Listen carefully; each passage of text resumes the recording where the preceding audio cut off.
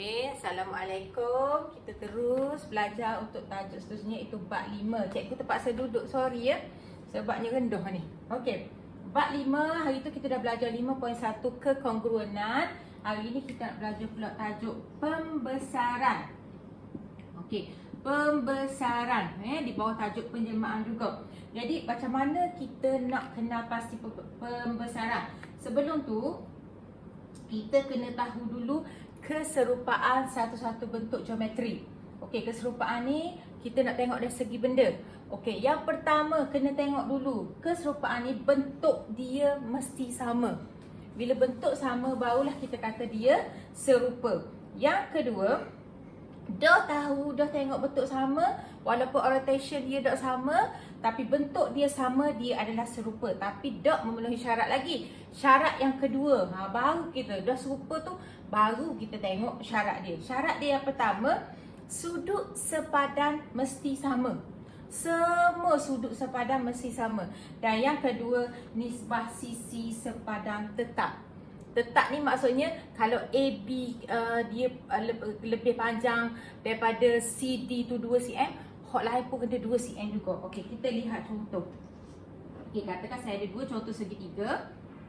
Okey, segitiga A, B, C.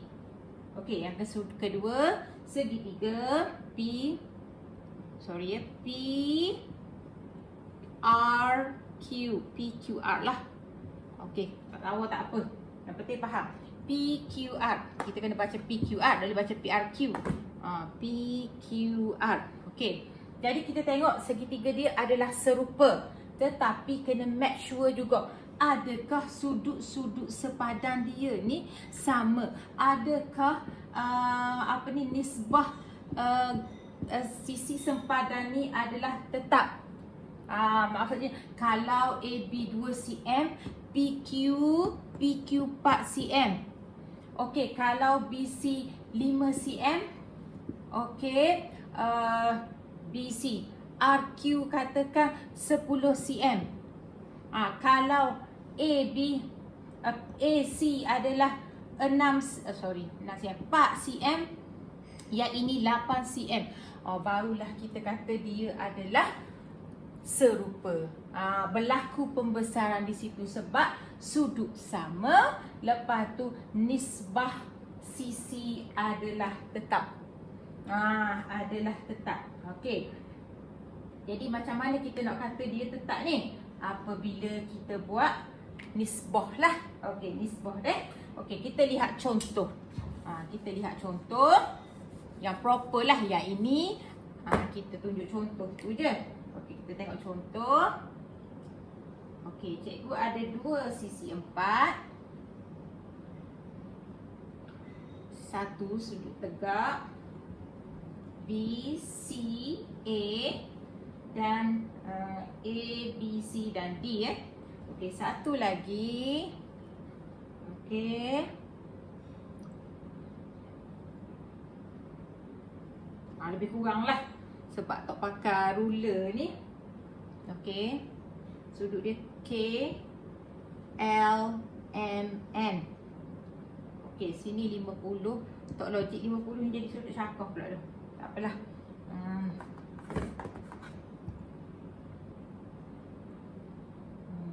Sini saya tukar. N sini. Jadi.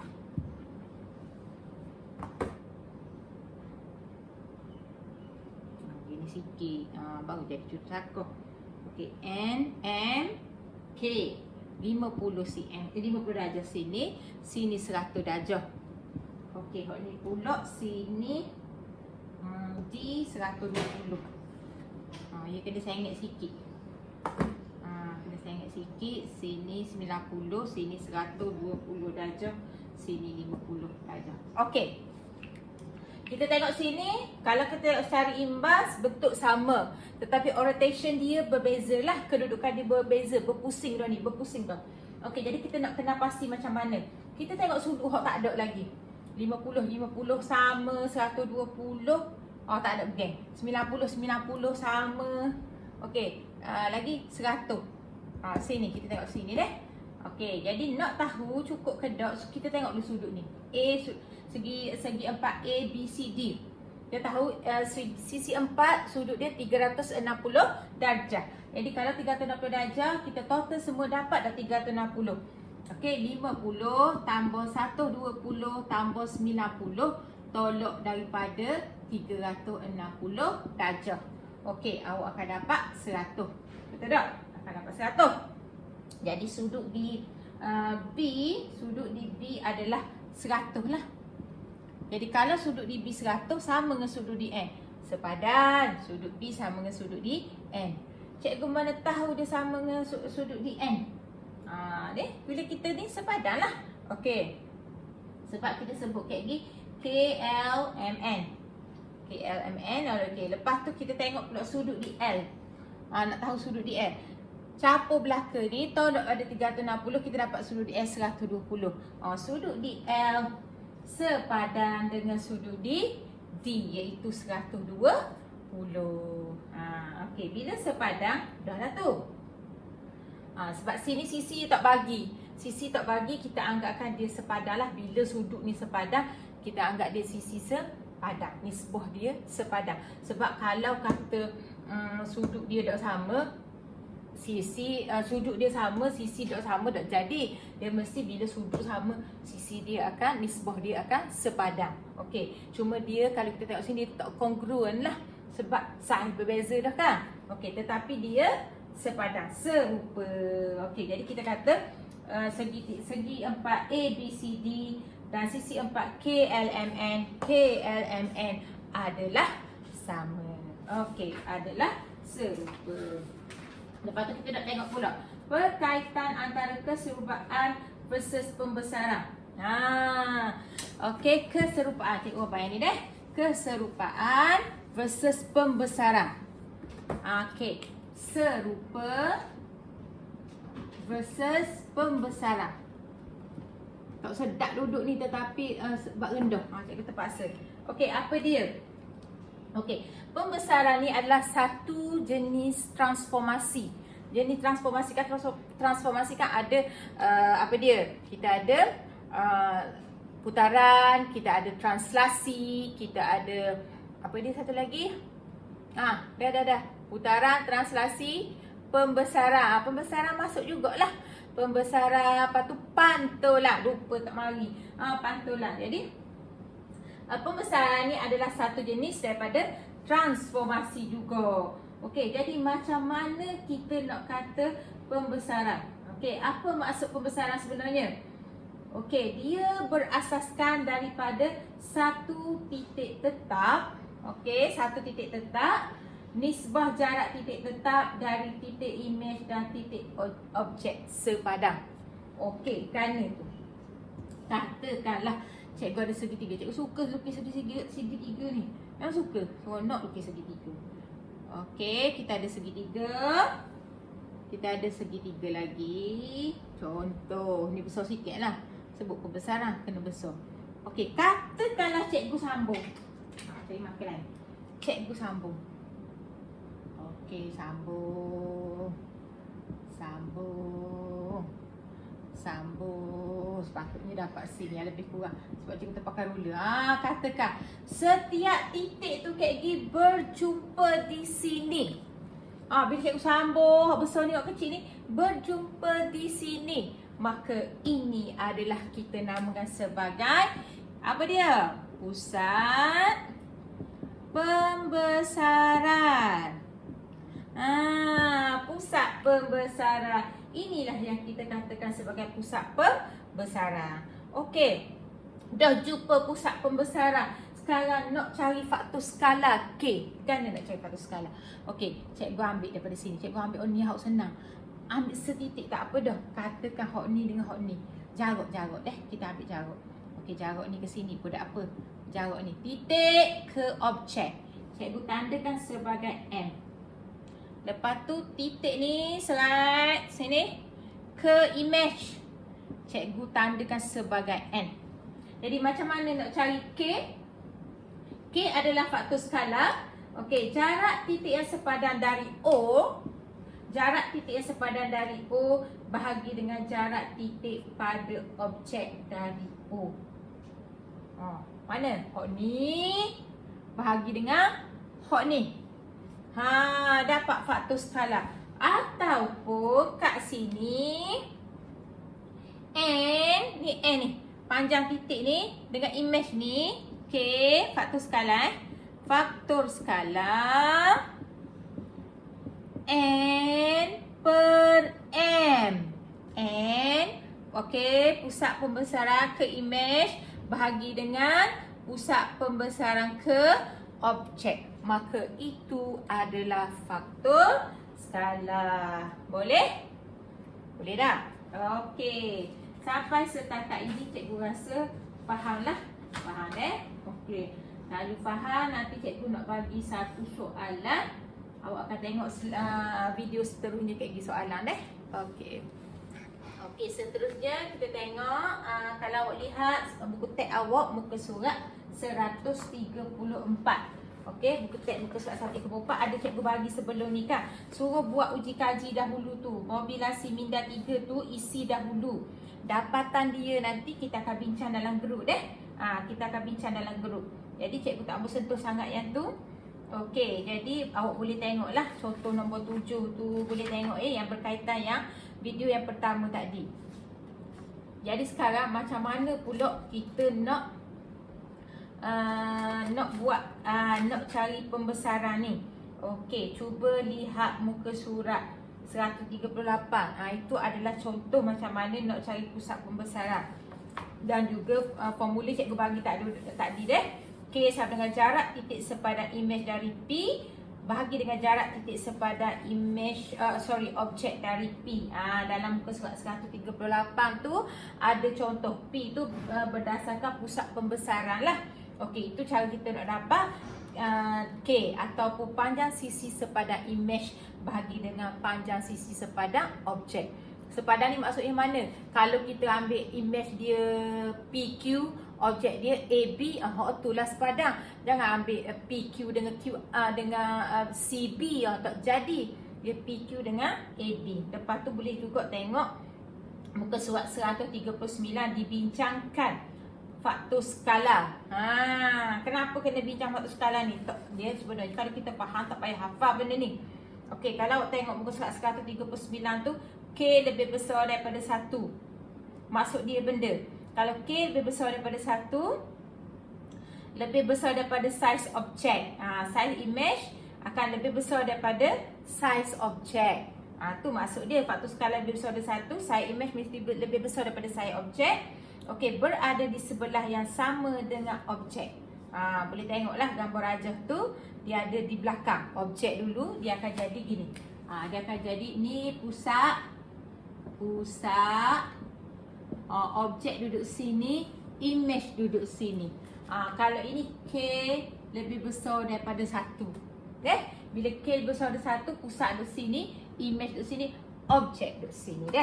Okey, lepas tu kalau K sama dengan 1, sama saiz dengan objek. Image akan jadi sama saiz dengan objek, berada di sebelah yang sama dengan objek.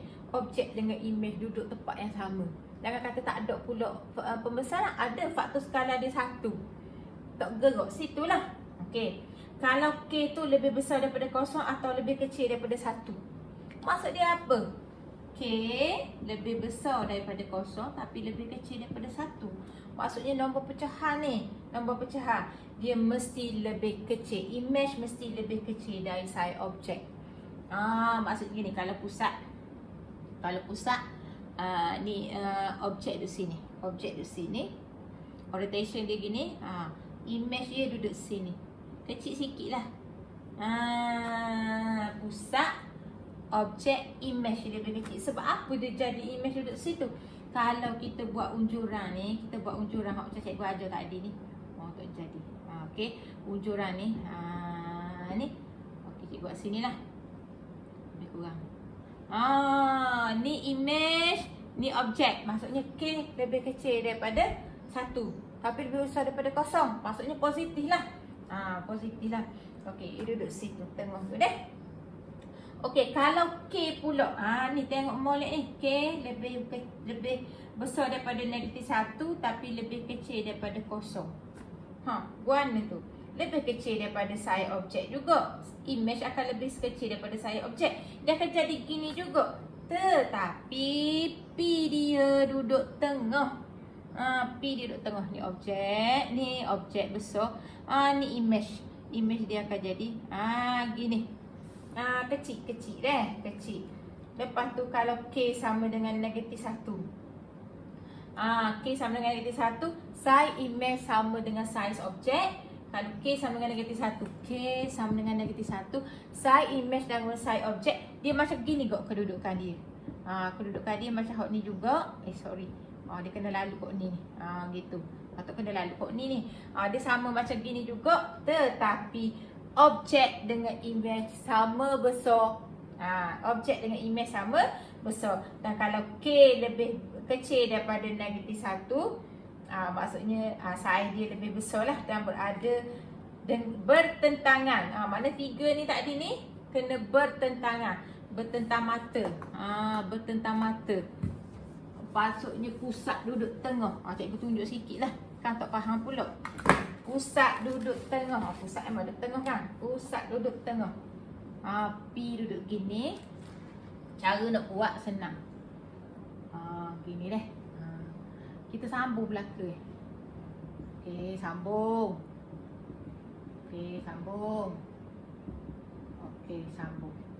Kalau kata dia 1, faktor skala 1. Hak ni ukur, ambil protector cikgu ni. Jangan lukis ukur hak ni. Letak. Hak ni sepadan dia dengan mana? Hak ni sepadan dia dengan hak ni. Hak ni dengan hak ni. Hak ni dengan hak ni. Sepadan dia dengan hak ni. Jadi ukur ni, cikgu letak PQ lah. PQ sepadan dengan PA. Jadi ukur hak ni mari sini. Kalau ni panjang 1 cm, sini panjang 1 cm juga. Sini image dia lah. Okey. AD tak duduk sini. Ditanda. Okey, hak ni pula. Ukur 1.5, sini pun 1.5. Dapat. B. Sini kita letak. Hak ni pula ukur 1.6, sini pun 1.6. Contoh, sini. Jadi kayak gini sambung. Ini akan jadi image dia lah. Yang ini faktor skala K sama dengan -1. Awak boleh tengok di sini pusat pembesaran dia duduk di tengah. Nampak tak? Pusat pembesaran dia duduk di tengah. Okey, size image dengan size objek sama. Jadi macam mana cikgu nak dapat objek dengan image? Cikgu ajar dah tadi. Okey, ajar dah tadi. Kalau dia ada pusat, dia beri pusat. Okey, kita sambungkan objek ke pusat. Objek ke pusat, panjangkan garis tu. Ambil pembaris, panjangkan garis tu. Objek ke pusat 3-3. Lepas tu ambil jangka lukis, ukur. Kalau faktor skala dia -1, hak ni sama panjang dengan ni. Kalau katakan faktor skala dia K sama dengan -2. Kan K sama dengan -2. Kalau hak ni 1 cm, hak ni akan jadi 2 cm. 2 cm ukur panjang lagi lah. Lepas tu letak titik. Lepas tu kayak gini, semua 3-3 buat gitu. Awak akan dapati saiz image dia besar 2 kali ganda. Tetapi pusat duduk tengah sebab negatif. Okey, boleh dah? Boleh. Okey, cikgu harap nampaklah tu ya. Okey, cikgu harap nampaklah. Dekat sini kita nak tentukan macam mana nak tentukan image bagi setiap objek. Kalau tengok contoh muka surat 142, kita nak tentukan diberi pusat pembesaran. Macam tadi lah. Diberi pusat pembesaran, diberi objek. Macam mana kita nak tentukan image dia? Dia beri faktor skala 2. Okey, tengok betul-betul. Kita ada pusat pembesaran. Yang pertama step dia ialah sambungkan objek pusat pembesaran kepada setiap titik objek. Okey, cikgu tulislah kan kayak gini dot. A, B, C, D. Okey. P sambung ke A, panjangkan. P sambung ke C, panjangkan. P sambung ke B, panjangkan. P sambung ke D, panjangkan. Panjangkan. Kenapa panjangkan ni? Sebab Kak Gi nak lukis image ni. Image ni kita tengok faktor skala 2 tu. Bukan pendek, kena panjang. Faktor skala 2. Lepas dah, sudah dah tu, tahu dah faktor skala. Dah kita sudah buat tek-tek-tek tu. Ambil jangka lukis. Hak mudah jangka lukis lah. Ambil jangka lukis. Hak tajam tu letak kat ni.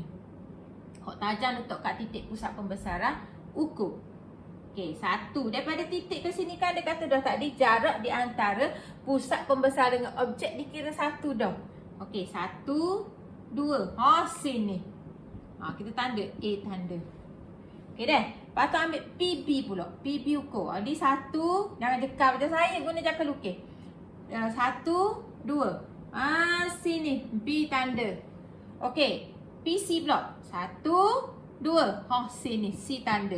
D pula. 1, 2. Cikgu bukan jeka je. Jangan ikut cikgu. Cikgu expert dah. Okey, lepas dah dapat ni, dapat belaka dah titik image ni. Sambung. Sambung A ke B, B ke C, C ke D. Maka kita akan dapat image dia macam ni. Nampak tak? Senang je kita nak buat, nak lukis image apabila diberi pusat pembesaran dan diberi faktor skala. Mudah saja. Buat garis tek-tek-tek guna jangka lukis. Sudah. Dah. Okey, seterusnya awak boleh buatlah. Awak boleh tengok lagi contoh 10 tu, soalan B dan seterusnya. Boleh nah? Okey. Contoh sebelah boleh tengok. Cikgu tak payah cerita belaka lah. Contoh sebelah. Okey, contoh 12. Contoh 5.2C boleh tengok. Dan cikgu nak kamu buat latihan. Nanti cikgu akan bagi latihan seterusnya. Kita akan bincang dalam grup nanti. Cikgu akan guna voice chat. Buku teks diperlukan. Kena guna buku teks supaya awak nampak macam mana nak buat Kak Gi. Jadi cikgu nak kamu study dulu video yang cikgu hantar tu Kak Gi. Lepas tu masa voice chat tu awak tanya cikgu. Boleh tanya cikgu nak buat macam mana, boleh snap gambar, boleh ambil video atau ke cikgu, boleh tanya dah. Cuma yang penting study dulu video yang cikgu hantar ni. Dah. Okey, jumpa lagi kelas kita. Kelas kita akan datang lah. Jadi kalau cikgu suruh tengok video tu, buat nota dulu. Kalau tengok video tak buat nota, tak faham. Okey. Next kita akan masuk kepada gabungan transformasi. Cikgu tak mau sekaligus. Pening Kak Gi dah. Okey, assalamualaikum.